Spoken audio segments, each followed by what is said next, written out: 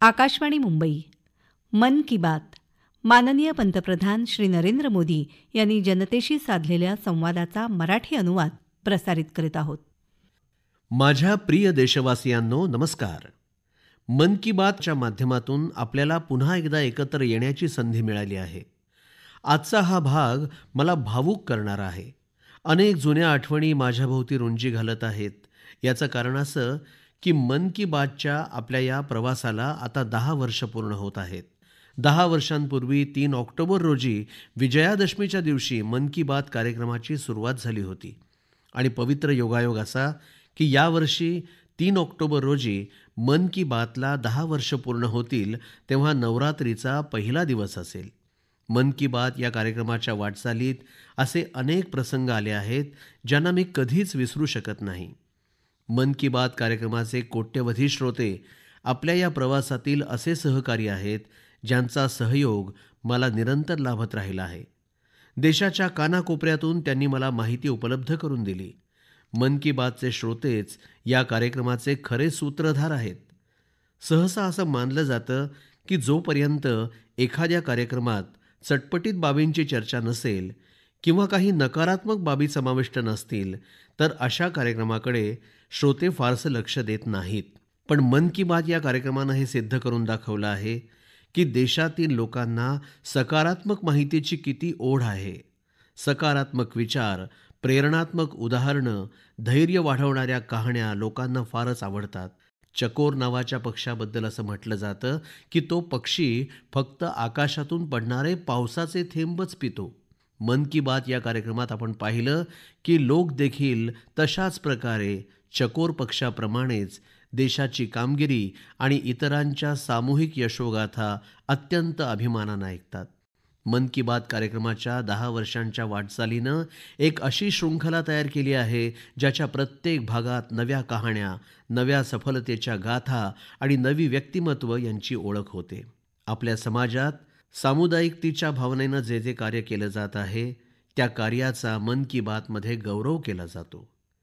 जेव्हा मी मन की बात कार्यक्रमासाठी आलेली लोकांची पत्र वाचतो तेव्हा माझं मन देखील अभिमानानं फुलून येतं. आपल्या देशात कितीतरी प्रतिभावंत आहेत आणि त्यांच्यामध्ये देश आणि समाजाची सेवा करण्याची उत्कट इच्छा आहे. असे लोक निस्वार्थ भावनेनं सेवा करण्यात स्वतःचं संपूर्ण जीवन समर्पित करतात. अशा लोकांचं कार्य जाणून घेतल्यानंतर माझ्यात देखील ऊर्जेचा संचार होतो.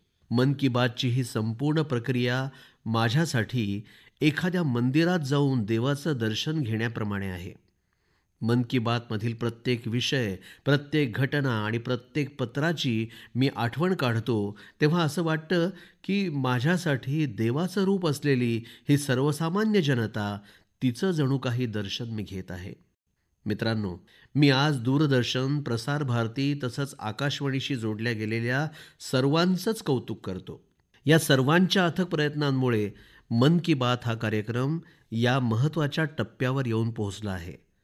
विविध दूरचित्रवाणी वाहिन्या, प्रादेशिक दूरचित्रवाणी वाहिन्या यांचा देखील मी आभारी आहे, कारण या सर्वांनी हा कार्यक्रम सतत प्रसारित केला.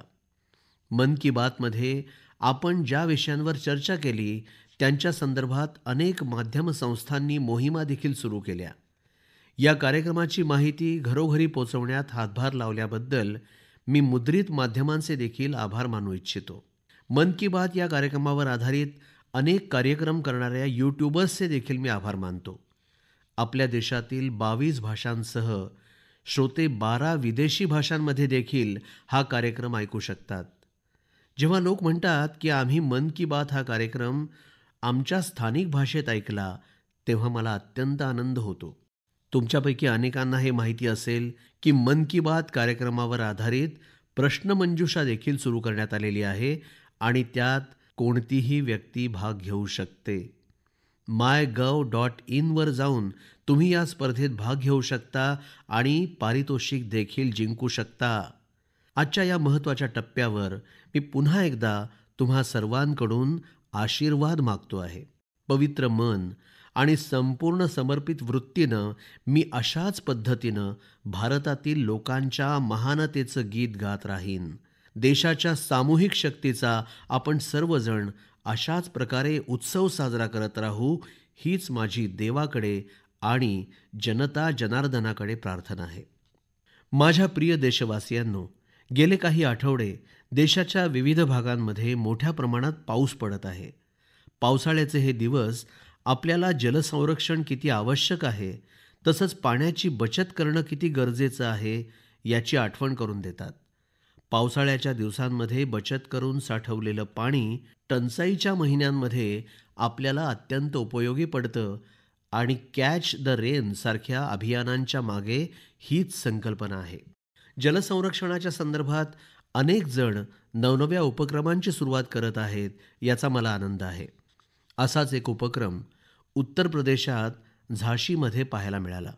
तुम्हाला माहितीच आहे की झाशी बुंदेलखंडात आहे आणि पाण्याची टंचाई ही या भागातली नेहमीची समस्या आहे.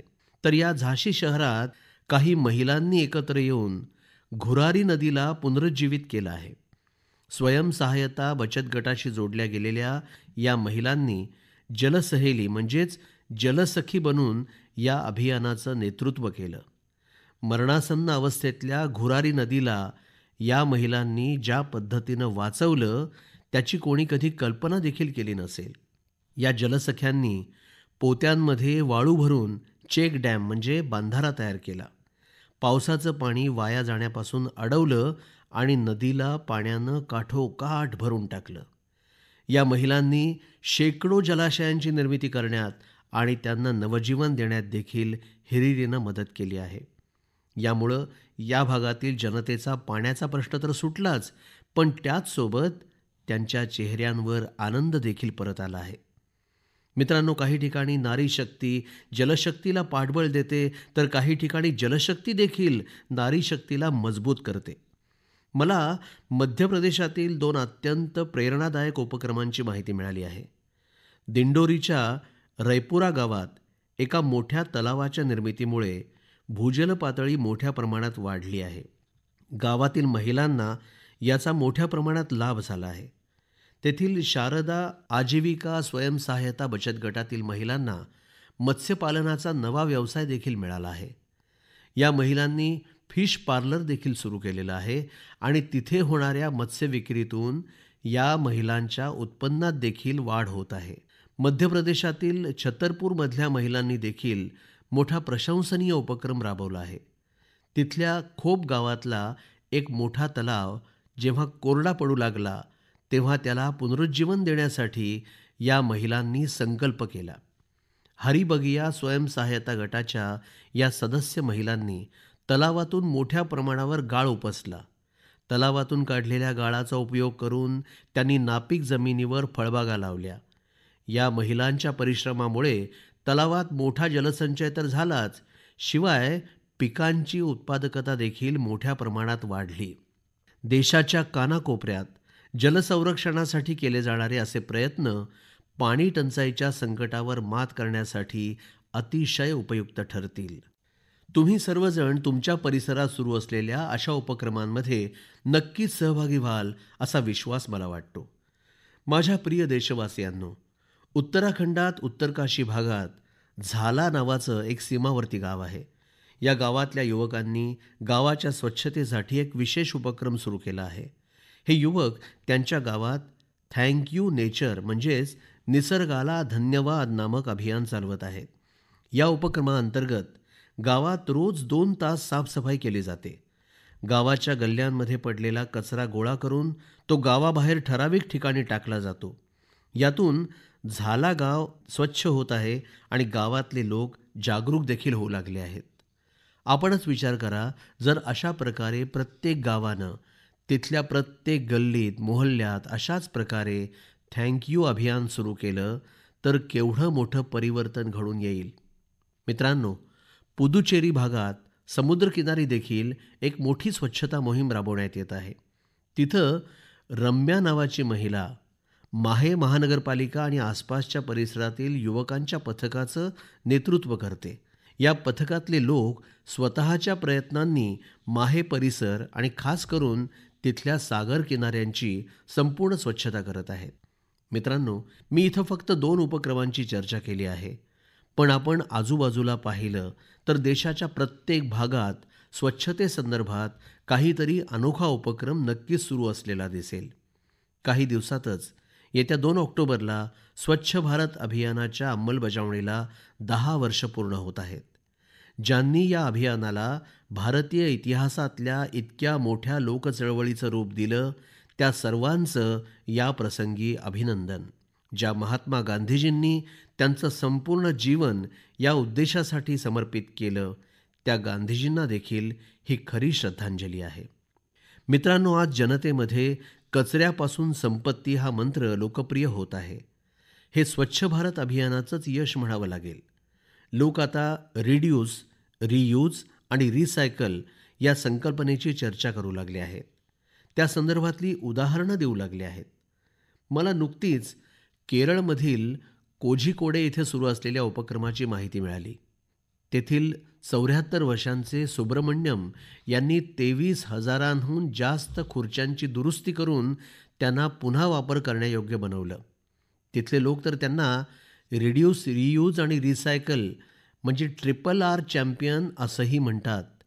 त्यांच्या या अनोख्या प्रयत्नांचं मूर्त रूप कोझिकोडेचं नागरी कार्यालय, सार्वजनिक बांधकाम विभाग कार्यालय तसंच जीवन विमा निगमच्या कार्यालयात पाहायला मिळतं. मित्रांनो, स्वच्छतेच्या संदर्भात सुरू असलेल्या मोहिमांमध्ये आपल्याला अधिकाधिक लोकांना सहभागी करून घ्यायचं आहे आणि अशा मोहिमा 1 दिवसाच्या किंवा 1 वर्षाच्या नसतात, तर त्यासाठी सातत्यानं निरंतर काम करावं लागतं. जोपर्यंत स्वच्छता हा आपल्या स्वभावाचा भाग बनत नाही, तोपर्यंत हे कार्य सुरूच राहणार आहे. तुम्ही सर्वांनी देखील तुमची कुटुंब, मित्रपरिवार, शेजारी आणि सहकाऱ्यांसह एकत्रितपणे स्वच्छता अभियानात नक्की सहभागी व्हा, असा माझा आग्रह आहे. स्वच्छ भारत अभियानाला मिळालेल्या यशाबद्दल मी पुन्हा एकदा तुम्हा सर्वांचं अभिनंदन करतो. माझ्या प्रिय देशवासियांनो, आपल्या सर्वांनाच आपल्या वारशाबाबत अभिमान आहे आणि मी नेहमीच म्हणतो, विकास आणि वारसा. याचमुळे मी नुकत्याच केलेल्या अमेरिका दौऱ्याच्या एका विशिष्ट पैलूबद्दल मला अनेक संदेश मिळत आहेत. आपल्या प्राचीन कलाकृतींची पुन्हा एकदा चर्चा होऊ लागली आहे. याबाबतीत तुम्हा सर्वांच्या भावना मी समजू शकतो आणि मन की बात या कार्यक्रमाच्या श्रोत्यांना देखील याबाबत माहिती देऊ इच्छितो. मित्रांनो, माझ्या अमेरिका दौऱ्यादरम्यान अमेरिकेच्या सरकारनं भारताला सुमारे 300 प्राचीन कलाकृती परत केल्या आहेत. अमेरिकेचे राष्ट्राध्यक्ष बायडेन यांनी खूप आपलेपणानं डेलावेअर येथील त्यांच्या वैयक्तिक निवासात त्यापैकी काही कलाकृतींचं दर्शन घडवलं. परत करण्यात आलेल्या कलाकृती टेराकोटा, दगड, हस्तिदंत, लाकूड, तांबं आणि काशासारख्या साहित्यापासून घडवलेल्या आहेत. त्यापैकी काही कलाकृती तर 4000 वर्ष जुन्या आहेत. 4000 वर्ष प्राचीन कलाकृतींपासून 19व्या शतकातील कलाकृतींपर्यंतच्या कालावधीतल्या अनेक कलाकृती अमेरिकेनं परत केल्या. यामध्ये फुलदाण्या, देवी देवतांच्या टेराकोटा पट्टिका, जैन तीर्थंकरांच्या प्रतिमा, शिवाय भगवान बुद्ध आणि भगवान श्रीकृष्ण यांच्या मूर्तींचा देखील समावेश आहे. परत करण्यात आलेल्या वस्तूंमध्ये प्राण्यांच्या आकृत्या देखील आहेत. पुरुष आणि स्त्रियांची चित्र असलेली जम्मू काश्मीरची टेराकोटा टाईल अत्यंत सुंदर आहे. यामध्ये काशापासून घडवलेल्या गणपतीच्या अनेक प्रतिमा आहेत, ज्या मूळ दक्षिण भारतातल्या आहेत. परत करण्यात आलेल्या वस्तूंमध्ये भगवान विष्णूच्या तसबिरी मोठ्या प्रमाणात आहेत. या तसबिरी मुख्यतः उत्तर आणि दक्षिण भारतातल्या आहेत. आपले पूर्वज किती बारकाईनं हे काम करत होते ते या कलाकृतींकडे पाहून आपल्या लक्षात येतं. कलेच्या संदर्भात ते खूप जाणकार होते. या कलाकृतींपैकी बऱ्याचशा कलाकृती तस्करी करून अथवा इतर अवैध मार्गांनी देशाबाहेर नेण्यात आल्या होत्या. हा खरं तर एक गंभीर गुन्हा आहे. एका अर्थी हे आपला वारसा संपवण्यासारखं आहे. मात्र गेल्या दशकभरात अशा अनेक कलाकृती आणि आपल्या अनेक प्राचीन वारसाविषयक वस्तू देशात परत करण्यात आल्या आहेत, याचा मला अत्यंत आनंद वाटतो. याच संदर्भात आज भारत अनेक देशांसह एकत्रितपणे काम करत आहे. आपल्याला आपल्या वारशाचा अभिमान असतो तेव्हा जगही त्याचा आदर करतं, याची मला खात्री आहे आणि त्याचाच परिणाम म्हणून आज जगातले विविध देश आपल्याकडून गेलेल्या अशा कलाकृती आपल्याला परत करत आहेत. माझ्या प्रिय मित्रांनो, एखादं मूल कोणती भाषा अगदी सहज आणि पटापट शिकून घेतं असं विचारलं तर तुम्ही उत्तर द्याल, मातृभाषा. आपल्या देशात जवळपास 20,000 भाषा आणि बोली आहेत आणि या सगळ्या भाषा कोणाची ना कोणाची तरी मातृभाषा आहेतच. काही भाषा बोलणाऱ्यांची संख्या अगदी कमी आहे, पण त्या भाषांच्या जपणुकीसाठीही आज आगळेवेगळे प्रयत्न होत आहेत. हे ऐकून तुम्हाला नक्कीच आनंद होईल. अशीच एक भाषा आहे आपली संथाली भाषा. संथालीला डिजिटल नवोन्मेषाच्या मदतीनं नवी ओळख देण्याचं अभियान सुरू करण्यात आलेलं आहे. आपल्या देशामध्ये अनेक राज्यांमध्ये राहणारे संथाल जमातीच्या समुदायाचे बांधव संथाली भाषा बोलतात. भारताखेरीज बांगलादेश, नेपाळ आणि भूतानमध्ये देखील संथाली बोलणारे आदिवासी समुदाय राहतात. संथाली भाषेला ऑनलाईन ओळख निर्माण करून देण्यासाठी ओडिशातील मयूरभंजमध्ये राहणारे श्रीमान रामजीत टुडू यांनी एक मोहीम उघडलेली आहे. रामजीतजींनी संथाली भाषेशी संबंधित साहित्य वाचता येईल आणि संथाली भाषा लिहिता येईल असा एक डिजिटल मंच तयार केला आहे. खरं तर काही वर्षांपूर्वी जेव्हा रामजीतजींनी मोबाईल वापरायला सुरुवात केली तेव्हा आपल्या मातृभाषेत संदेश पाठवता येत नाही याचा त्यांना खेद वाटला. मग त्यांनी ओलचिकी ही संथाली भाषेची लिपी टाईप म्हणजे टंकित करण्याच्या शक्यता पडताळून पाहायला सुरुवात केली. आपल्या काही मित्रांच्या मदतीनं त्यांनी ओलचिकीमध्ये टंकलेखन करण्याचं तंत्र विकसित केलं. त्यांच्या प्रयत्नांमुळे आज संथाली भाषेत लिहिलेले लेख लक्षावधी लोकांपर्यंत पोहोचत आहेत. मित्रांनो, आपल्या दृढ संकल्पाचा सामूहिक भागीदारीशी संगम होतो तेव्हा संपूर्ण समाजासाठी अद्भुत गोष्टी घडून आलेल्या दिसतात. याचं सगळ्यात ताजं उदाहरण म्हणजे एक पेड़ माँ के नाम हे अभियान. जनभागीदारीचं अतिशय प्रेरक असं उदाहरण म्हणजे हे अद्भुत अभियान आहे. पर्यावरण संरक्षणासाठी सुरू केलेल्या या अभियानानं देशाच्या कानाकोपऱ्यात चमत्कार घडवून आणला आहे. उत्तर प्रदेश, गुजरात, मध्य प्रदेश, राजस्थान आणि तेलंगणा या राज्यांनी ठरवलेल्या उद्दिष्टापेक्षा अधिक संख्येनं वृक्षारोपण करून नवा विक्रम केला आहे. या अभियानाअंतर्गत उत्तर प्रदेशात 26 कोटीपेक्षा जास्त रोपं लावण्यात आली. गुजरातच्या लोकांनी 15 कोटींपेक्षा अधिक रोपं लावली. राजस्थानमध्ये तर केवळ ऑगस्ट महिन्यातच 6 कोटींपेक्षा अधिक रोपं लावण्यात आली. देशातल्या हजारो शाळा या अभियानात मोठ्या उत्साहानं सहभागी झाल्या आहेत. मित्रांनो, आपल्या देशात झाडं लावण्याच्या अभियानाशी संबंधित कितीतरी उदाहरणं आढळून येतात. असंच एक उदाहरण आहे तेलंगणाच्या KN राजशेखरजी यांचं. झाडं लावण्याप्रती त्यांची कटिबद्धता आपल्या सगळ्यांना थक्क करणारी आहे. जवळपास 4 वर्षांपूर्वी त्यांनी झाडं लावण्याची मोहीम सुरू केली. रोज एक झाड नक्की लावायचंच असा त्यांनी निश्चय केला. अगदी कठोर व्रताप्रमाणे त्यांनी याचं पालन केलं. आजवर त्यांची 1,500हून अधिक झाडं लावून झालेली आहेत. सगळ्यात मोठी गोष्ट अशी की यावर्षी एक दुर्घटना घडल्यानंतरही ते आपल्या संकल्पापासून ढळले नाहीत. अशा सर्व प्रयत्नांचं मला मनापासून कौतुक वाटतं. एक पेड़ माँ के नाम या पवित्र अभियानात अवश्य सहभागी व्हा असा माझा तुम्हाला देखील आग्रह आहे. माझ्या प्रिय मित्रांनो, तुम्ही पाहिलं असेल की संकट काळात हातपाय गाळून न बसता त्यापासून शिकणारे असे काही लोक आपल्या आसपास असतात. अशाच एक महिला आहेत सुभाश्री. त्यांनी दुर्मिळ आणि अत्यंत उपयुक्त अशा वनौषधींची स्वकष्टांनी एक अद्भुत वाटिका तयार केलेली आहे. त्या तामिळनाडूमध्ये मदुराई इथं राहतात. तशा तर व्यवसायानं त्या शिक्षिका, परंतु औषधी वनस्पती मेडिकल हर्ब्स विषयी त्यांना विलक्षण ओढ आहे. त्यांना ही ओढ लागली 80च्या दशकात. कारणही तसंच होतं. त्यांच्या वडिलांना विषारी सर्पानं दंश केल्यावर त्यांची प्रकृती सुधारायला पारंपरिक वनौषधींचीच मोठी मदत झाली होती. या घटनेनंतर त्यांनी पारंपरिक औषधं आणि वनौषधींचा शोध घ्यायला सुरुवात केली. आज मदुराईच्या वेरीचियूर गावात त्यांची आगळी वेगळी वनौषधी वाटिका आहे. त्यामध्ये 500हून अधिक दुर्मिळ औषधी वनस्पती आहेत. या वाटिकेची निर्मिती करायला त्यांनी प्रचंड परिश्रम घेतलेले आहेत.